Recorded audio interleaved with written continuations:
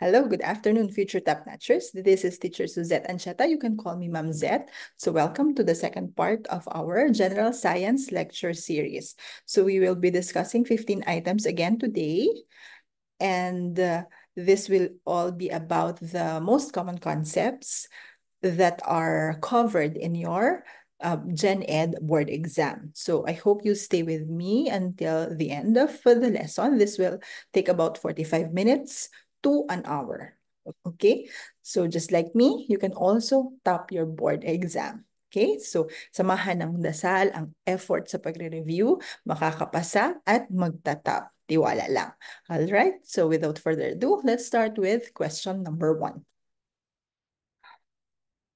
Sound vibration below 20 vibrations per second is considered as letter A, hypersonic, letter B, infrasonic, letter C, ultrasonic, or letter D, supersonic. So anong answer natin dito? Okay, so below 20 vibrations per second. Or it can also be stated as below 20 hertz. No? Ano kaya yung tawag sa sound below 20 hertz? Okay, so the answer for this question is actually infrasonic. So to understand the concept of this question, explain natin yung audible sound na naririnig ng human ear. So meron lang range na naririnig tayo from 20 hertz to 20,000 hertz. Now, below 20 hertz, ang tawag natin doon ay infrasonic. Kaya ito yung question natin, di ba? 20 vibration per second. This is called infrasonic and this is already inaudible. Hindi na natin yan naririnig. Bakit? Di ba? Sabi nga natin, yung human ear capable lang mapakinggan ang mga sound na may range from 20 hertz to 20,000 hertz. So since this is below 20 hertz, this is called infrasonic. This is already inaudible for us. Okay? And paano naman yung above 20,000 hertz? These are called the ultrasonic sound or your ultrasound. Hindi na rin natin yan naririnig, di ba? Lagpas na yan doon sa range na pwede nating marinig. So bakit kaya meron lang tayong ranges na maririnig, na pwedeng marinig? Siyempre, this is also for our normal body functions. Kung naririnig natin lahat, wala na tayo matulog, di ba? Kasi parang every sound na lang maririnig natin. So, for the body to function well, meron lang tayong range ng sound na naririnig. And that is again from 20 hertz to 20,000 hertz. Itong dalawang options sa question number 1, yung hypersonic and supersonic, this refers to things that move faster than the speed of sound. No, pareho sila yung mga gumagalaw na mas mabilis kesa sa speed of sound. No, specifically yung hypersonic that moves 5 times faster than the speed of sound. Okay? So again, for question number 1, tatandaan natin, pag below 20 hertz, those sounds are called infrasonic sounds. Above 20,000 hertz, those are called ultrasonic sound. Ano yung range na pwede lang natin marinig? 20 hertz to 20,000 hertz. Okay? So that is for question number 1. All right. Let's proceed to question number 2. Baking soda, also known as sodium bicarbonate, has a pH of 9.0. It is classified as letter A, basic substance, letter B, neutral substance, letter C, acidic substance, or letter D, none of the above. Okay, may binigay na pH value, 9 daw ang baking soda. So, based on the pH scale, malalaman natin kaagad-agad kung basic or acidic or neutral ang isang substance. Okay, ang pH scale mayroon siyang range from 0 to 14. Okay, yung nasa gitna ng scale, 7, it means neutral yung substance na yon. For example, pure water has a pH value of 7. It means that rainwater is neutral. It is not acidic, it is not basic, it is neutral. Now, if you have a substance with a pH ranging from 0 to 6, it means you have an acidic substance. And similarly, if you have a substance with a pH that ranges from 8 up to 14, you have a basic substance or you have an alkali. All right? So dito sa question natin, ang baking soda daw 9.0. So based on the scale, nandito siya, 'di ba? So ang answer natin for question number 2 is letter A. Baking soda is a basic substance. Okay? So ang next figure natin, pinapakita dito yung mga ilan sa mga common materials or common substances na nakikita natin with their corresponding pH scale. Yan. Nakikita natin dito, di ba? 7, water. It's a neutral substance. Okay? And drain cleaner, it has a pH substance of 14. So yung mga ginagamit nating mga panglinis, like the drain cleaners and bleach, they are basic substances. Okay? Meron din tayong ammonia. Yung ammonia, saan yung ammonia? Okay. Ammonia has a pH value of 11. So ammonia is also a basic substance. Alright? In the same manner, pag dito naman tayo sa mas mababang scale ng ating pH scale, vinegar has a pH of 2. It's very acidic na, no? Orange juice 3, tomato 4, black coffee is 5. So halimbawa, i-compare natin ang acidity ng black coffee with that of tomato. Di ba habang bumababa tayo sa scale, mas nagiging acidic? So, ibig sabihin ng scale na to, yung tomato is 10 times more acidic than the black coffee. Okay? Kasi yung pH scale natin is nasa logarithm yan eh. Nasa logarithmic scale yan. So, ang orange juice, pag i-compare naman natin sa black coffee, ang orange juice is 100 times acidic than the black coffee. Okay? Nakakasunod ba? Okay, similarly, if we compare black coffee with that of vinegar, we can say that vinegar is 1,000 times more acidic than that of the black coffee. Okay? So, ganun magbasa sa pH scale at ganun mag-interpret ng acidity ng substances based on the pH scale. Okay? Madali lang tandaan, no? 0 to 6, acid, 7, neutral, 8, papuntang 14, yun yung mga basic substances.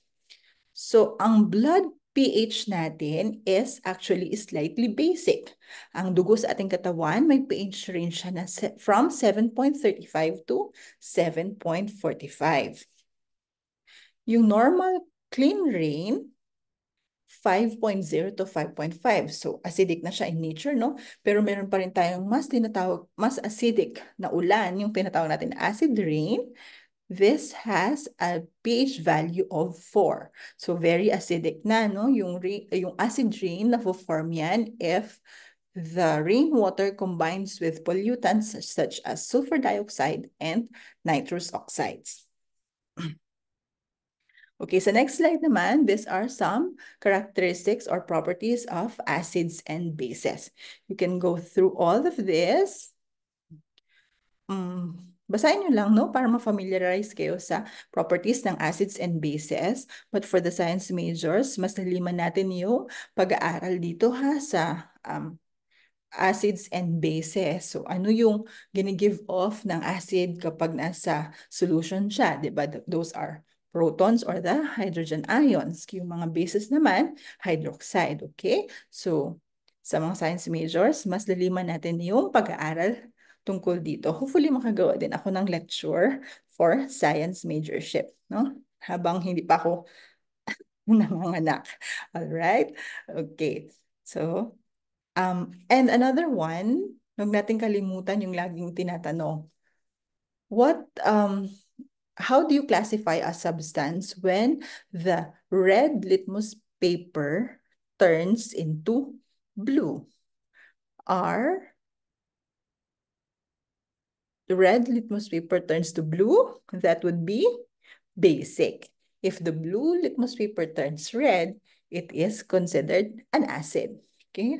So, yung mnemonics na tinatandaan lang dito is yung BRA. Okay? If the blue litmus paper turns red, it is an acidic substance. Okay? And when you use a red litmus paper naman, and if that red litmus paper turns blue, it is a basic substance. Okay? So, ayan yung mga common differences and common properties ng acids and bases. Naintindihan? All right. So we proceed to question number 3. Which of the following is malleable? Okay. When we say malleable, it is the ability of a substance to be hammered or flattened into sheets without breaking. Malleable. Kumbaga parang mapitpit mo siya. Kaya mo siyang pitpitin na hindi siya nadudurog-durog. So yun yung simple explanation ng characteristic ng malleability. Okay? So based on our choices, ano kaya yun? Gold, glass, chalk, or rubber? Okay, may imagine natin, no? Pag pinukpok natin yung glass, syempre basag agad yun. Matatawag ba nating malleable yun? Hindi. Yung chalk, ganun din. Yung rubber, hindi naman siya ma-flatten into thin sheets, no? So, ang sagot dito is gold. Gold, so gold can be shaped into different shapes and sizes of jewelry. No? So gold is the only malleable substance among the following choices. So malleability is a characteristic of metals. Isa pang characteristic ng metal na madalas tinatanong is yung ductility. Ano naman yung ductility? Ductility is the ability to be stretched into thin wires. Okay? So, imagine yung duct na na-stretch para hindi niyo makalimutan yung term na ductility. No? Yung mga copper, ductile sila. Kaya nga sila yung nagagamit madalas na sa mga wirings kasi they possess ductility. They can be formed into thin wires. All right? So, malleability and ductility, these are some of the characteristics of metals. Okay, number 4. The scientists who formulated the heliocentric model of the solar system. So, heliocentric model. Anong ibig sabihin ng heliocentric model? Helio refers to sun and centric means center. So, dito sa heliocentric model, ang sinasabi dito is yung sun ang center ng ating solar system. It means yung mga planets and other celestial bodies nagre-revolve around the sun. Okay? So, sino ang scientist na nag-propose ng heliocentric model na ito? Is it A, Descartes, letter B, Copernicus, letter C, Ptolemy, or letter D, Galileo Galilei? Okay, the answer is letter B, Copernicus. So para hindi makalimutan to, pag heliocentric, helio meaning sun is the center, heliocop, helicopter. Kung gusto niyo, para hindi niyo makalimutan, di ba? Heliocentric model, Copernicus. First name of Copernicus is Nicolaus Copernicus. All right? So, na-challenge niya yung unang pinapaniwalaang model ng ating solar system na pinropose naman ni Ptolemy. Si Ptolemy sabi niya, meron tayong geocentric model of the solar system. Pag geocentric, anong ibig sabihin nun? Geo means Earth. So, ibig sabihin, ang sentro ng ating solar system is the Earth. So, sabi ni Ptolemy, yung sun kasama ng ibang planeta at ibang mga celestial bodies ay nagre-revolve around Earth. No? So ito yung kinontradict ni Copernicus. At hanggang ngayon, yung heliocentric model of the solar system ang nag-prevail. Di ba? Kasi mas tama naman yung concept ni Copernicus about the model of the solar system. Okay? Let's proceed to question number 5. An owl and a hawk both eat mice. Which of the following terms describes the relationship between the hawk and the owl? Is it A, mutualism, B, predation, C, parasitism, or D, competition? So don't be confused with the question number 5. Ang tinatanong dito, relationship ng owl at ng hawk. Hindi ng owl sa mice or ng hawk sa mice.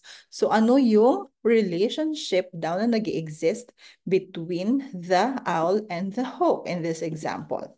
Okay, the answer is letter D, competition. So they are both competing for the mice. Iisa yung kanilang food source. Kaya ang relationship na pinapakita sa question number 5 ay competition. Okay, so dito sa mga relationship, pwede natin itong masummarize using symbols, positive, negative, and zero or neutral. For example, mutualism. So mutualism is a symbiotic relationship wherein two organisms benefit from each other. No? Parehong positive, nakaka-gain sila ng benefit sa kanilang relationship. Okay, give and take relationship yung mutualism. So positive, positive para sa dalawa. Now sa predation naman, paano natin isa-summarize yan? It is actually a positive and a negative symbiotic relationship. Kasi may isang nagbe-benefit, may isang naha-harm. Okay?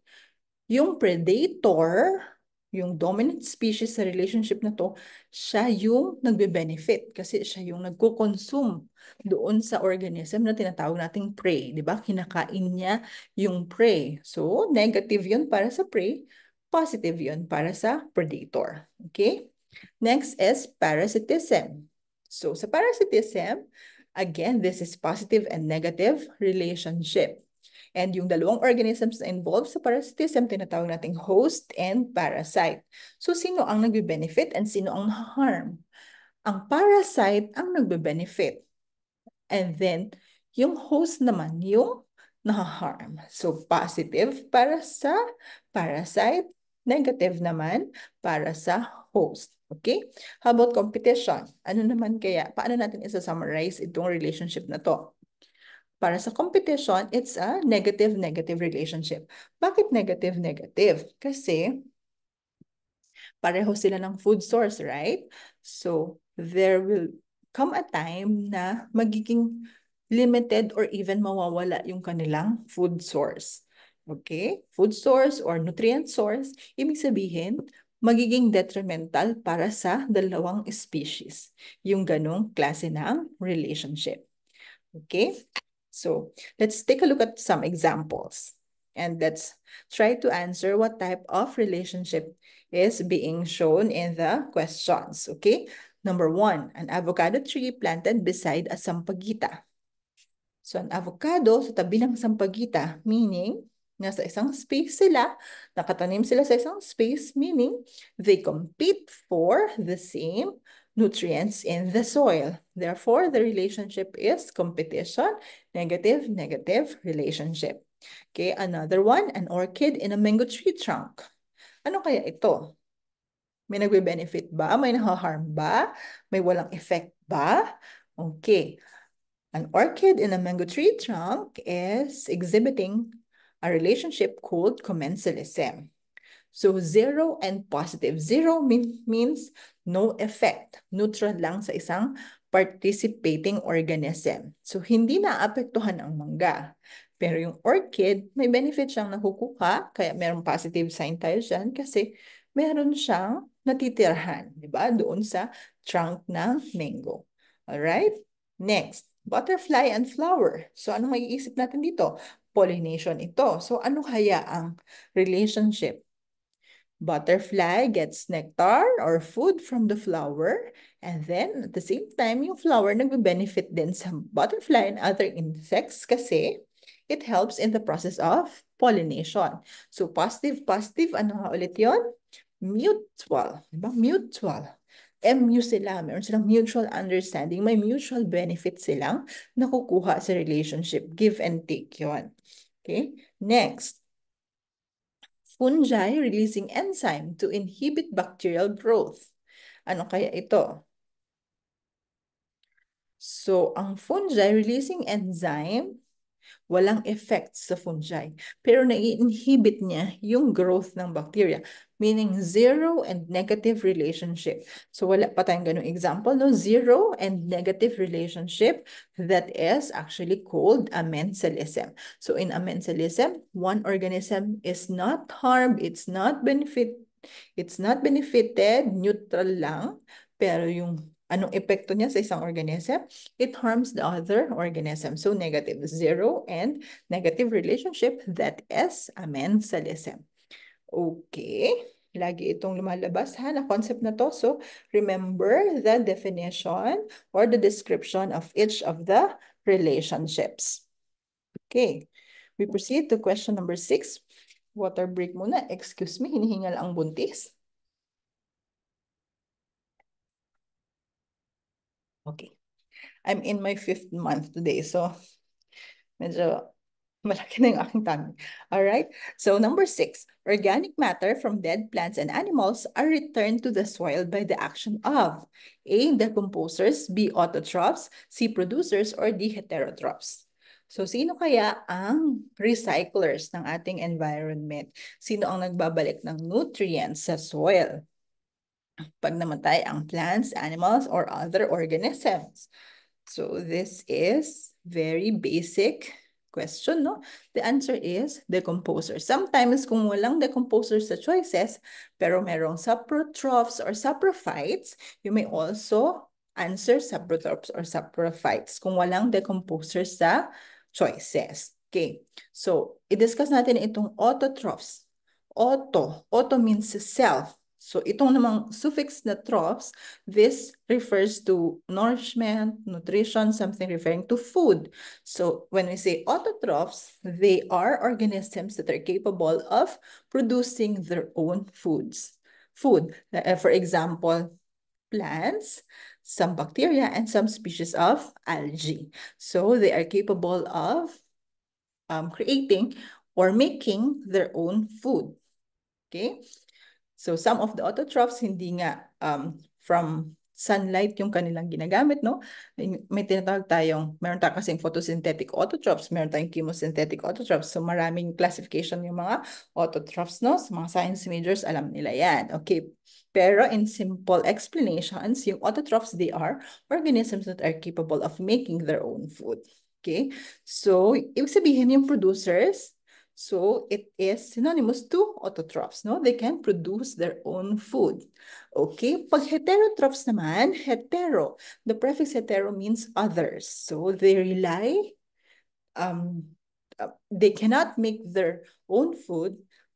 They rely to other organisms. They depend, they depend on other organisms for nourishment or food, no? So hindi nila kaya.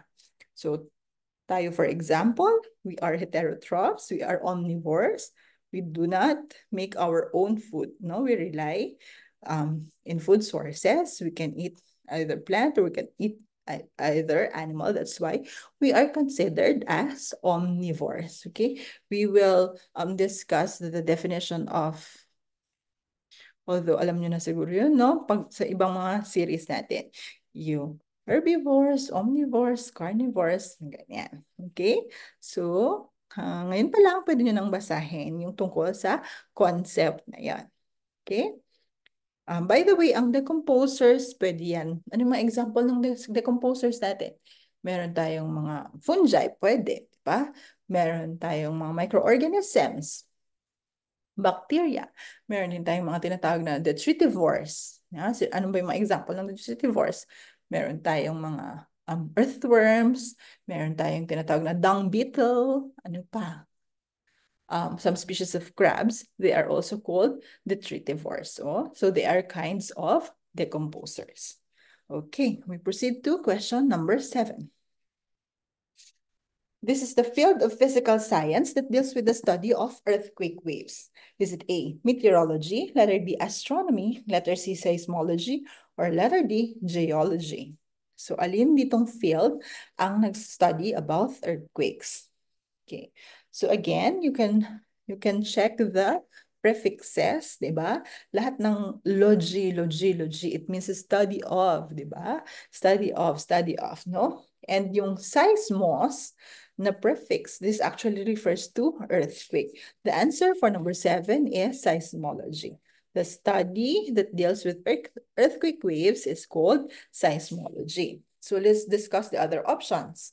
For option letter A, it's meteorology. It's not the study of meteors, ha? Huwag kayong mako-confuse dito. Meteorology is actually the study of the atmosphere. So dito pinag-aaralan yung weather and other phenomenon na nangyayari sa atmosphere.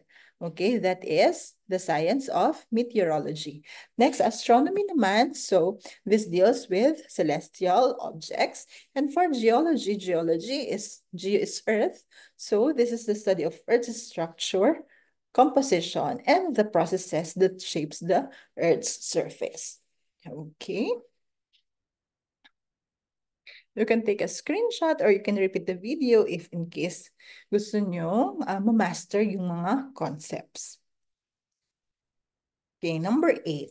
What is the instrument used to measure and record details of earthquakes, such as force and duration? So this is related to question number 7, no? Kanina, ano yung science na nag-aaral ng mga earthquakes? Ito naman, ano yung instrument na nagre-record ng magnitude ng quake? Is it A, anemometer, letter B, barometer, letter C, hygrometer, or letter D, seismograph?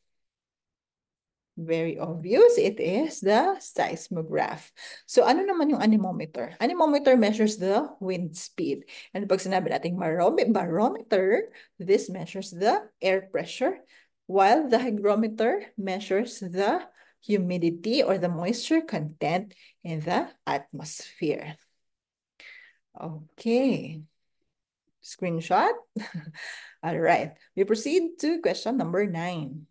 Okay, the point on the Earth's surface directly above the origin of an earthquake is called letter A, focus, letter B, epicenter, letter C, hypocenter, or letter D, fault. So ang tinatanong natin dito is yung point directly above the origin of an earthquake. The answer for this question is epicenter. Yung prefix na epi, it means above or on top, diba? So bibigyan kayo ng idea dito sa option na parang epicenter kasi ang tinatanong directly above the origin of an earthquake. So to understand this better, ito yung figure no kung ano yung nangyayari inside the Earth's crust kapag mayroong earthquake. So as you can see here, this is a fault line. So anywhere along the fault, an earthquake may begin. No? So sa ilalim, kung saan nag-originate yung earthquake, yun yung tinatawag nating focus. Okay? And another term for focus is hypocenter. Hypo kasi, di ba? Hypo meaning low or under, ganyan, no? Yung mga ibig sabihin ng prefix na hypo. So again, yung mismong origin ng earthquake sa ilalim, ang tawag doon ay focus or hypocenter. And the point directly above the source of the earthquake, ayan, diretso. Ayan, sa ibabaw or sa surface ng earth, ang tawag na dito sa point na to ay epicenter. Okay, kaya nararamdaman na natin yung earthquake. Kasi di ba from the focus or the hypocenter, mag-generate na yan ng seismic waves hanggang sa maramdaman natin sa surface. Ayan. At nandyan yung epicenter. Halimbawa, ang epicenter ng lindol ay nasa ganitong lugar. Kaya mas lakas yung intensity na nararamdaman natin sa lugar kung saan mas malapit yung epicenter. Okay? So dito sa choices, di ba nasabi ko kanina, ang focus at ang hypocenter, iisa lang. So ganun din yung isang technique sa board exam. Automatic eliminated na yon yung choices na focus and hypocenter because hindi ka naman pwedeng magpili ng isa. Di ba? May kapareho siya. Ibig sabihin, eliminated na yung dalawang choices na yun because they refer to the same thing. Okay? So yun yung isa sa mga technique natin kapag nag-eliminate tayo ng choices sa board exam. Okay? Don't forget, the point of origin of the earthquake is the focus, but the point directly above the focus is called the epicenter. Okay, we proceed to question number 10. Starch, table sugar, and rice can be classified as A, proteins, B, lipids, C, minerals, or carbohydrates. So ano kaya? Saan natin i-classify yung starch, yung table sugar, and yung rice? Okay? So diet ako, less rice ako. Diet ako, dapat less ang carbs sa aking diet. So ayoko ng maraming carbs, ayoko ng masyadong sweet dahil ako ay diet. So ang answer ay carbohydrates. Starch, table sugar, and rice can be classified as carbohydrates. And when we talk about carbohydrates, meron tayong mga tinatawag na monosaccharide, disaccharide, and polysaccharide. So from the prefix mono, ibig sabihin, ito yung mga klase ng mga sugar na tinatawag nating simple sugar because they are composed of one one sugar unit lamang, no? Monosaccharide. Saccharide refers to sugar. So one sugar unit. And what are the examples of monosaccharides or simple sugars? We have the glucose, the fructose, and the galactose. Now, disaccharide naman. Disaccharide means two. It means that these types of carbohydrates are formed by linking or combination of two simple sugars. Okay? We have maltose, sucrose, and lactose. So, ang maltose, paano to napoproduce? Okay, maltose is formed by combining two glucose units, while sucrose is formed by combining fructose plus glucose naman, no? Kanina yung maltose, glucose plus glucose is equal to maltose. Pag glucose plus fructose, you will have sucrose, and pag meron kayong glucose and galactose, you will form the milk sugar or the lactose. Yung maltose is your malt sugar. This is the sugar found in beer. Yung sucrose, this is your common table sugar. And your lactose is your milk. Di ba? Madalas yung narinig yung lactose intolerant. Meaning, hindi sila makadigest ng sugar sa milk. O, yung lactose doon. Hindi nila ma-digest. So, i-master nyo lang ha yung composition ng mga disaccharide kasi kung minsan ay lumalabas din ito. Okay, now, yung polysaccharide naman, poly meaning many sugar units are combined to form these types of carbohydrates. So we have the cellulose, the chitin, glycogen, and starch. So ang cellulose, ang question na laging related sa cellulose is, what is the main carbohydrate component of plant cell walls? So plant cell walls, major component, cellulose agad yung sagot doon, no? Yung chitin or yung chitin, ito naman yung polysaccharide na makikita sa cell walls ng fungi. And ito rin yung nandoon sa exoskeleton ng mga crabs. Okay, yun yung chitin or yung chitin. Yung glycogen naman, this is the storage polysaccharide in animals. No, glycogen, storage polysaccharide. Ibig sabihin, yung mga unused glucose, i-store yan sa liver or sa muscle cells as glycogen until sa kailanganin natin ulit i-convert yung glycogen sa glucose pag kailangan na natin ng ating katawan. Okay? Ang starch naman, storage polysaccharide dito ng mga plants. Okay? Yun yung kaibahan ha. Ang glycogen, storage polysaccharide ng animals. Ang starch naman, storage polysaccharide ng mga plants. Okay? O, let's try nga kung merong nakuha.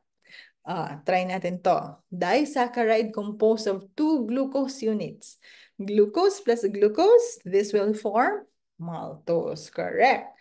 Disaccharide composed of glucose and fructose.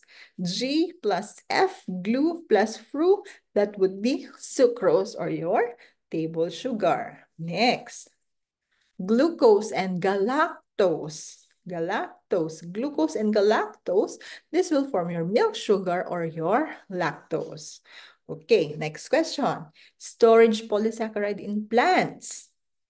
Ano yun? Starch. Good job. Storage polysaccharide in animals naman, stored in liver and in muscle cells. For example, that's called glycogen. Okay. Polysaccharide component of plant cell walls. This is the cellulose, okay? And polysaccharide component of fungi cell walls and exoskeletons, that would be chitin or chitin, okay?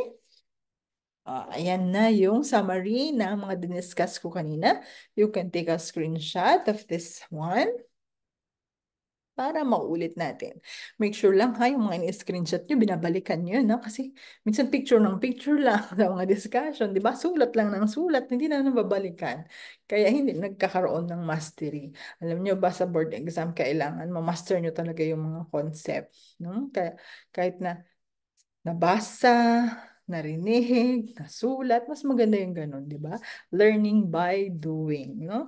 Kasi tapos paulit-ulit lang para magkaroon na tayo ng muscle memory. Bilis na nating ma-recall yung mga concept pag nauulit-ulit natin. Yan, isa pa yan sa mga tip para makapasa sa board exam, ha? Para ma-top ang board exam. Okay, next. Number 11. Okay, 6 questions to go.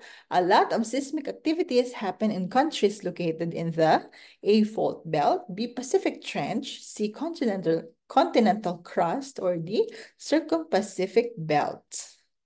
Okay, saan daw maraming nangyayaring seismic activities? In other words, saan maraming nangyayaring earthquakes?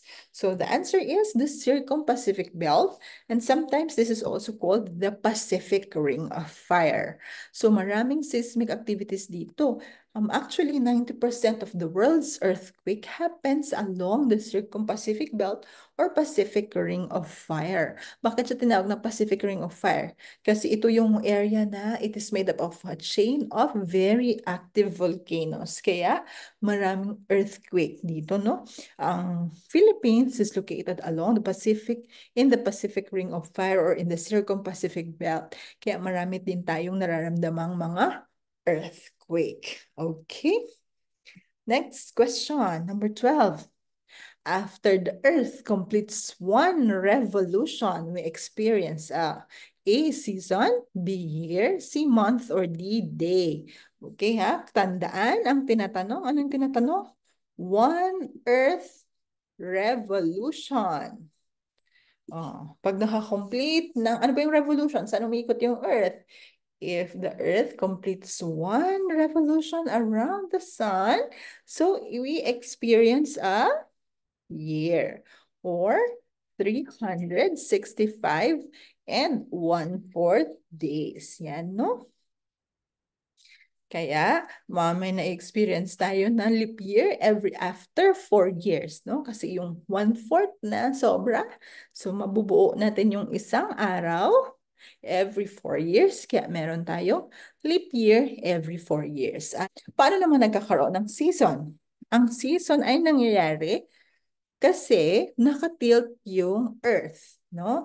It is tilted and it is tilted in an angle na 23.5. Tinatanong din dito ha, yung degree of tilt ng Earth. That is 23.5. Kaya meron tayong na-experience na iba't ibang season.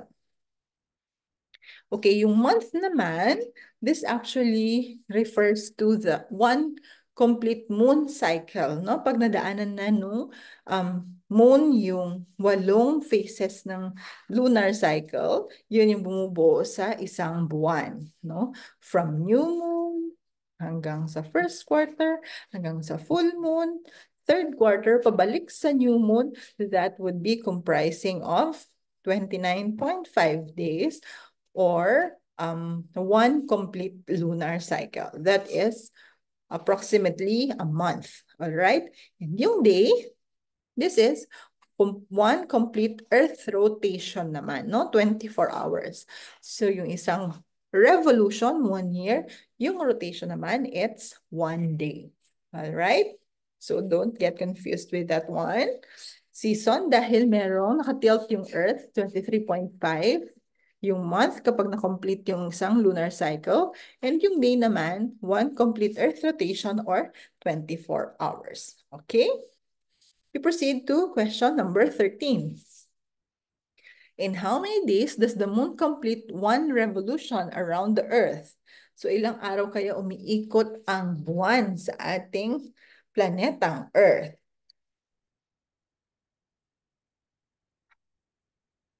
A, 30 days. B, 29 and 1/3 days. C, 27 and 1/3 days. Or letter D, 31 days. Okay, maraming nako-confuse sa question na to, no? Kasi ang nare-relate nila dito is yung araw sa isang buwan. But actually, the moon completes one revolution around the Earth in only 27.3 days. So nakakaikot yung buwan sa paligid ng Earth in 27.3 days only. Na-discuss ko kanina, di ba? Yung 29.5 days or yung isang complete moon cycle naman yun. Moon cycle. No? Yung from new moon, first quarter, full moon, third quarter, pabalik sa new moon, yun yung 29.5 days.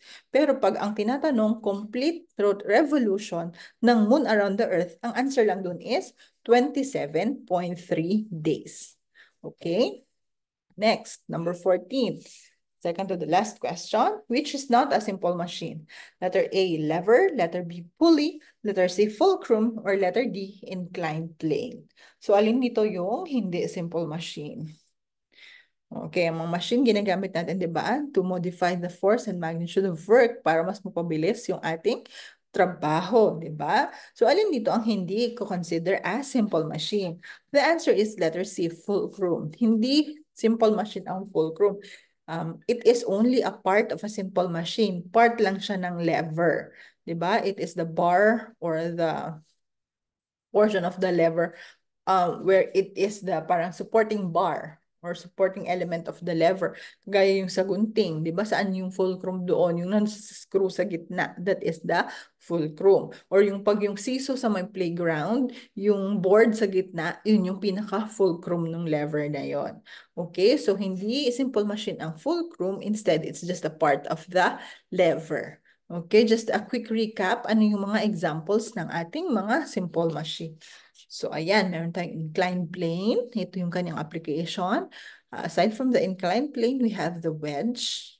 And this is the lever. So, the lever, this is the fulcrum of the lever over here. And then we also have the wheel and axle, the screw, and the pulley. So, these are the examples of our simple machine. Okay, number 15. Last question for today's session. Who discovered penicillin in 1928? Is it letter A, Alexander Fleming, letter B, Edward Jenner, letter C, Karl Landsteiner, or letter D, Marie Curie? Lagi itong lumalabas, ha? Who discovered penicillin? It is Alexander Fleming. Oh, walang animation. Actually, it is Alexander Fleming. Okay, our answer is Alexander Fleming. He discovered penicillin in 1928. Accidentally lang, no? So, naiwan niya yung kanyang culture ng Staphylococcus, and after his vacation, he found some molds, no, growing in the petri dish. Tapos it seems that hindi nag-grow yung mga bacteria because of the presence of this fungi, no? So, yon. From then, in-study niya at doon nagsimula yung pagka-discover ng first antibiotic which he named penicillin. Okay? Si Edward Jenner, ang contribution naman niya, he discovered the first vaccine, and this vaccine was for smallpox. Okay? Ano naman ang contribution ni Karl Landsteiner? Siya naman yung nakadiscover ng ABO blood group. And si Marie Curie, very famous because of her discovery of radioactive elements, radium and polonium. Okay. So thank you very much for staying with me until the end. Sana ay marami kayong natutunan. I-share po ang ating video sa ibang mga kaguro para pumasa din sila or even mag-top sila sa LET. Thank you very much for listening. See you next session. Bye!